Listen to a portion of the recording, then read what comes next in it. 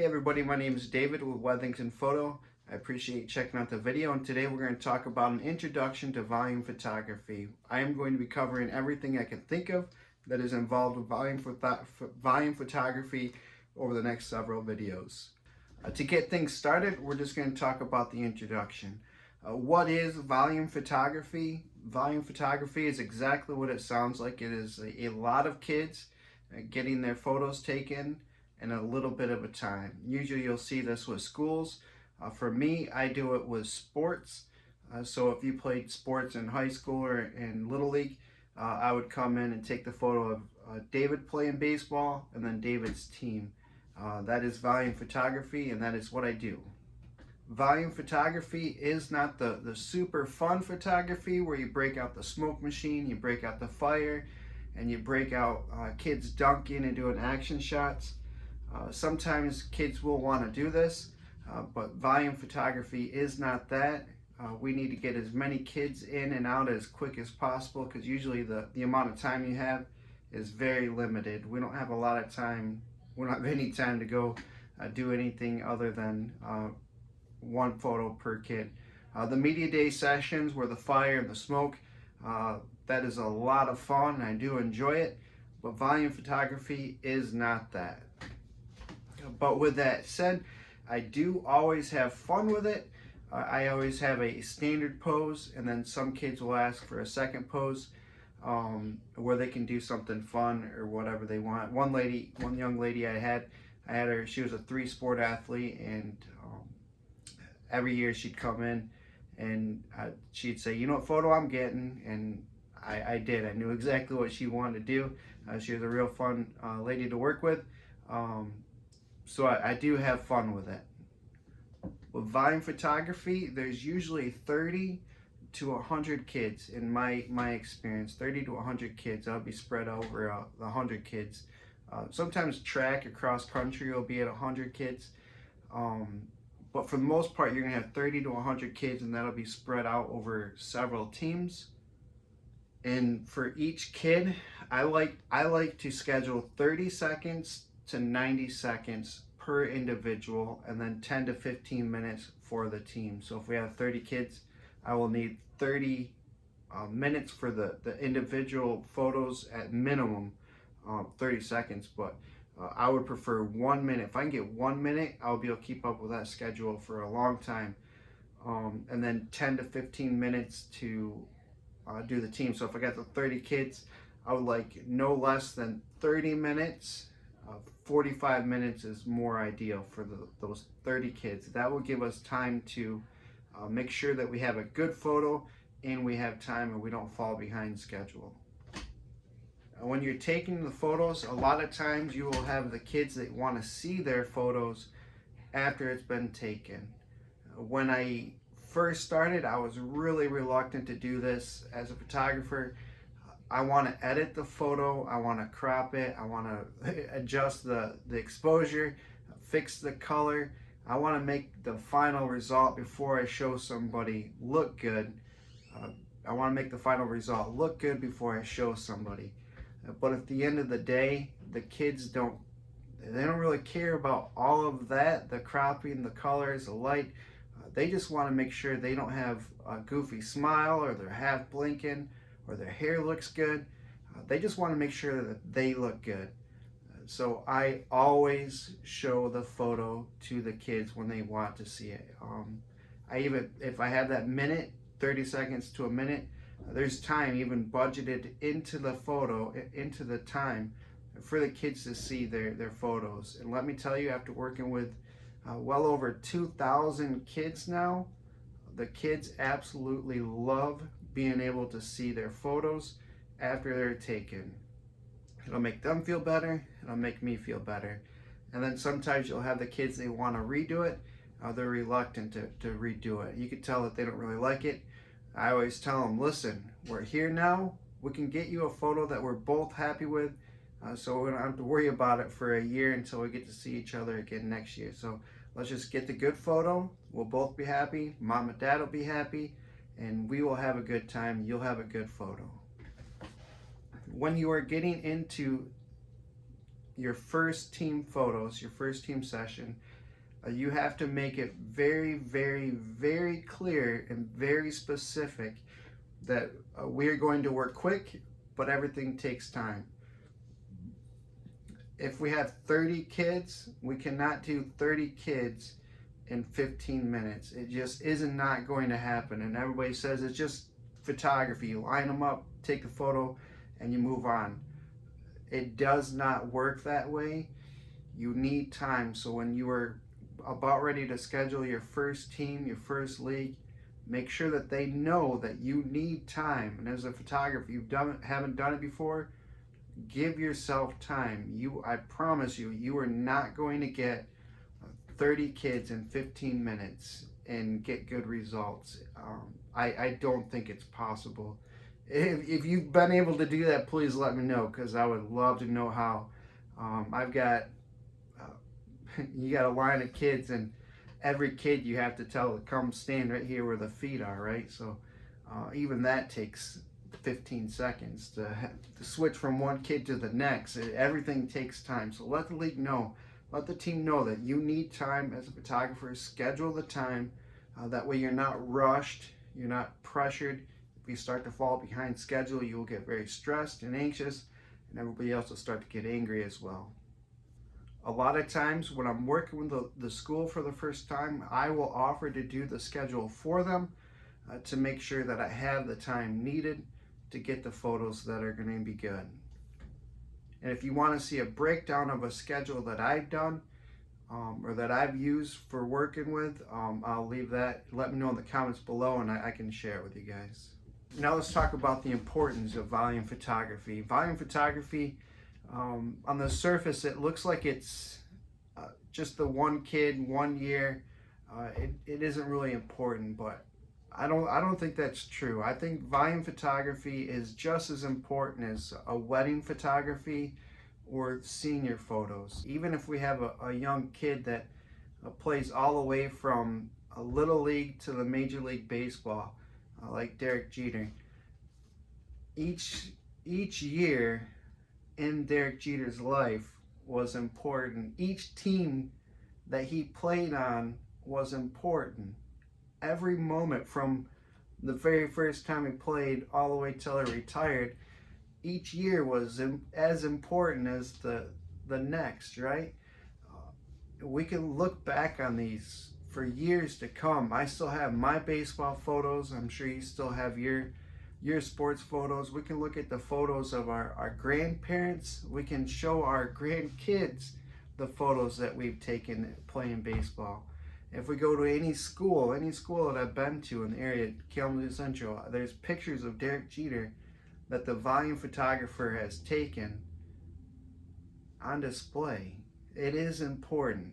I understand the wedding is more important than playing Little League Baseball, but those photos, they're meant to last forever, and they're perfect keepsakes for that specific time in that athlete's life. Each year, each team is different and significant in its own way. They're very important. They're meant to last forever. What sets volume photography apart from other sports photos? If we have the media day sessions or senior photos when we have the sports, the biggest difference you're going to see is the amount of time you have with each individual. Seniors are with them for an hour or two to get the photos. Media days, usually each kid has 10 to 15 minutes, sometimes 20 minutes for their little session. With volume, you get 30 to 90 seconds. I do like to make sure the ladies have 90 seconds. They usually almost always need a little extra time. The guys, 30 seconds, they're good. That's why I do 60 seconds, averages it out. And then senior photography, media day photography, the atmosphere is usually a lot more relaxed. With media day, you have 20 kids that you're working with. The atmosphere is relaxed. The 20th kid can sit there and shoot hoops. He's fine. With media day, or with volume photography, if you have 100 kids on the track team, it's going to take you 30 seconds to do that team. The first kid that gets his photo taken, he's done, right? He can go shoot hoops, he can do anything he wants, he can play on his phone, he can goof off for as long as he wants until the team photo, if we haven't done that already. But the 100th kid, he's got to wait. He's got to wait for everybody else to get through, and it takes time. It's time. It's a big ask for that 100th kid to stay in a good mood for a half hour while you're rolling everybody through. Understandable, they're doing their best, but it is not enjoyable for them. I have considered hiring a second photographer at Wethington Photo as photography. It's just me. I have thought about hiring a second photography. I know a lot of other people have done that.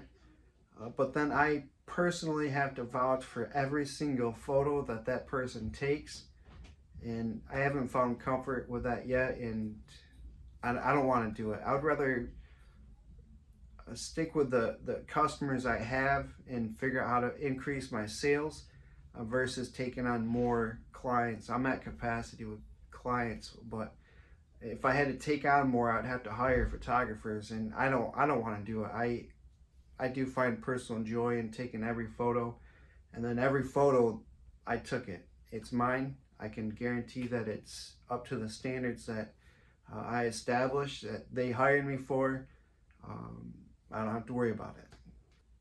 What are the benefits of volume photography? Or one of the benefits, if you have 100 kids on the track team, I keep bringing up track's the biggest. If you have 100 kids, that's 100 potential customers. Even little orders spread out over 100 orders, a couple of schools. I've found that has been able to allow me to work part-time instead of full-time and then do photography. So the potential there is a very large amount of customers. Not to mention the potential of how many people you can reach that didn't know about you.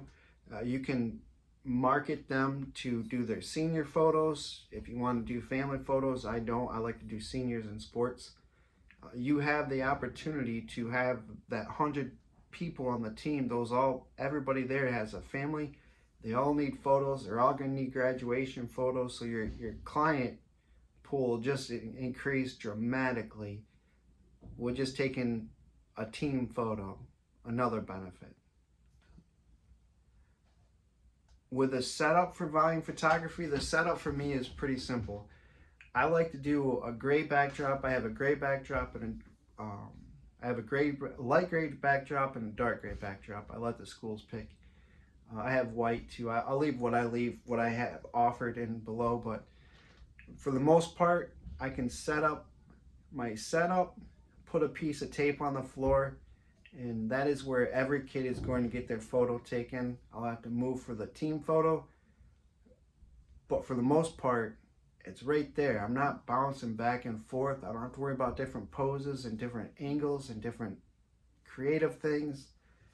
After a while, I love seeing your photos, but after a while you hit a wall and it's a struggle to come up with new ideas. With volume, the setup is a setup. You're not going to move too often, and even when you do, it isn't dramatic.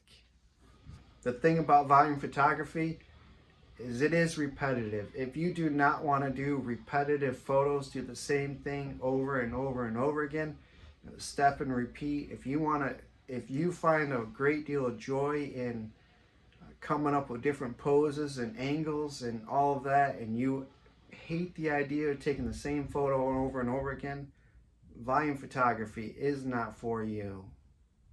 Another benefit that we're going to have is the amount of time we have with each individual, which is also a challenge.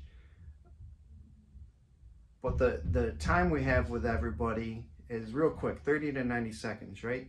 If we're with a senior and we're with them for an hour to 2 hours, and that senior does not want to be there, they're only there because their family is making them get senior photos, and they're not interested at all, you're still with them. You still got to give them good photos. You got to figure out how to interact with them to make them lighten up and have fun and to enjoy the process and to get good photos, make them natural.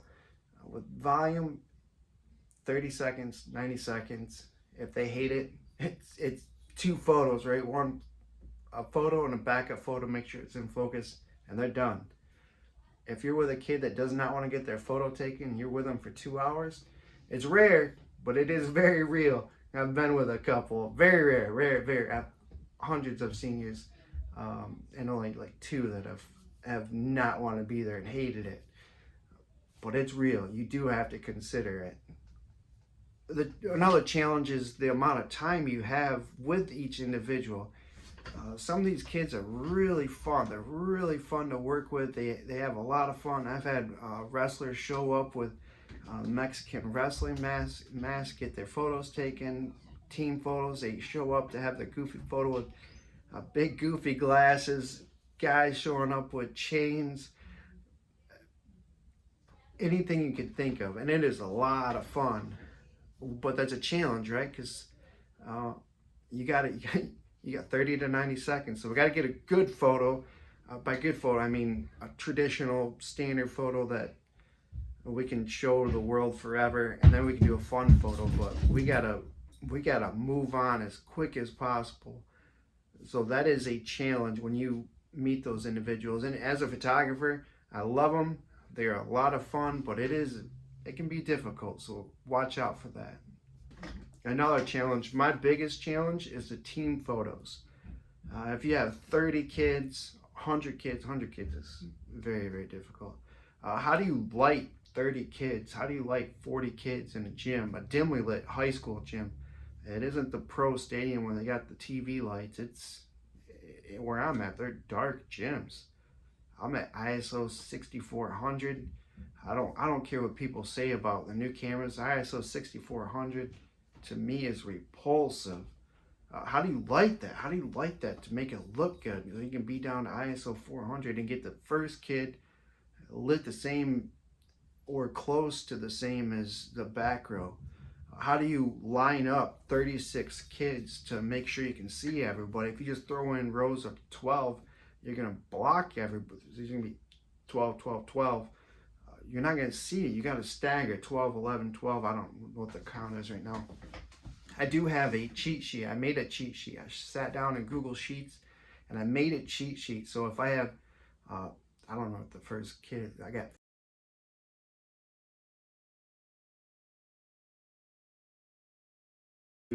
odd, even, and the kids can fit in each window. You can see the jersey numbers, you can see faces.